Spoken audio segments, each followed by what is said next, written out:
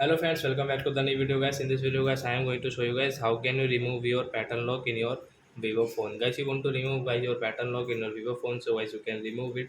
And guys, now let's see how to remove pattern lock in our Vivo phone guys. In this video guys, I am going to show you guys.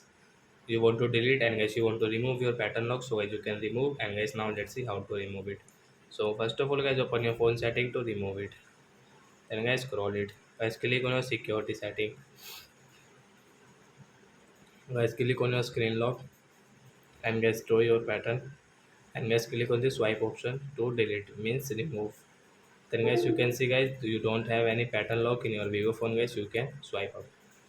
So I hope friends you have understood how to remove pattern lock in our Vivo phone. So that's it guys, thanks for watching. So guys, now we will meet on guys next video guys with new topic. Before going guys, please go and like my video, subscribe my channel. Bye bye friends, thanks for watching, bye.